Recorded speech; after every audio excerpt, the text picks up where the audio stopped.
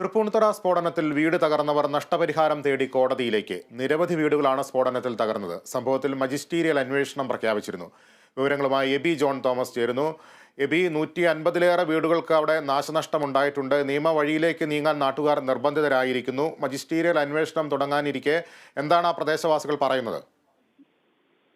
ലിബീഷ്, ഈ മജിസ്റ്റീരിയൽ അന്വേഷണം പ്രഖ്യാപിച്ചിരുന്നു. അതിനുള്ള നടപടിക്രമങ്ങൾ ഇന്ന് തൊട്ട് തന്നെ ആരംഭിക്കുകയാണ്. ഒപ്പം തന്നെ ഇത് പ്രധാനപ്പെട്ട ഒരു വിഷയം എന്ന് പറയുന്നത്, ലിബീഷ് പറഞ്ഞ പോലെ തന്നെ ഈ നഷ്ടപരിഹാരം തേടി ആളുകൾക്ക് കോടതിയിലേക്ക് എത്തേണ്ട ഒരു ഗതികേടിലേക്ക് എത്തിയിരിക്കുന്നു എന്നുള്ളതാണ്. കാരണം ഇതുമായി ബന്ധപ്പെട്ട ഈ സ്ഫോടക വസ്തുക്കൾ ശേഖരിച്ച ആളുകൾ ഒന്നും തന്നെ ഇതിനകത്ത് കൈമലർത്തിയതോടുകൂടി തന്നെയാണ് ഇവർക്കിപ്പോൾ കോടതിയെ സമീപിക്കേണ്ട ഒരു സാഹചര്യത്തിലേക്ക് വരുന്നത്. നിലവിൽ ഏതാണ്ട് 15ഓളം വീടുകൾക്കാണ് നാശനഷ്ടം ഉണ്ടായിരിക്കുന്നത്.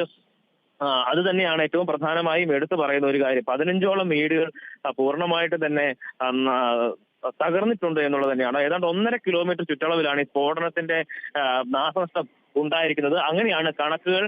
ഒപ്പം തന്നെ ഇതുമായി ബന്ധപ്പെട്ട് തൃപ്പൂണിത്തുറ നഗരസഭ ഇതുമായി ബന്ധപ്പെട്ട് ഒരു യോഗം ഇന്ന് വിളിക്കുന്നുണ്ട്. ഇതുമായി ബന്ധപ്പെട്ട് ഈ നഷ്ടപരിഹാരം ആവശ്യപ്പെട്ട ആളുകൾ ഇത്തരത്തിൽ കോടതിയെ സമീപിക്കുന്ന ഒരു സാഹചര്യം. ഒപ്പം തന്നെ തൃപ്പൂണിത്തുറ നഗരസഭ ഇതുമായി ബന്ധപ്പെട്ട് ഒരു തരത്തിൽ നടപടികളും ചെയ്തിട്ടില്ല എന്നുള്ളൊരു ആരോപണം കൂടി ഉണ്ടായിരുന്നു. ഏതാണ്ട് 4 വീടുകൾ മാത്രമാണ് കേടുപാടുകൾ സംഭവിച്ചിട്ടുള്ളത് എന്നുള്ളൊരു കണക്കാണ് നിലവിൽ നഗരസഭയുടെ ഭാഗത്തു നിന്നും ഉണ്ടായിരിക്കുന്നത്. എന്തായാലും ഇന്നിപ്പോൾ 11:30യോടുകൂടി ഇന്ന് തൃപ്പൂണിത്തുറ നഗരസഭ ഇതുമായി ബന്ധപ്പെട്ട ഒരു യോഗം വിളിച്ചു ചേർത്തിട്ടുണ്ട്.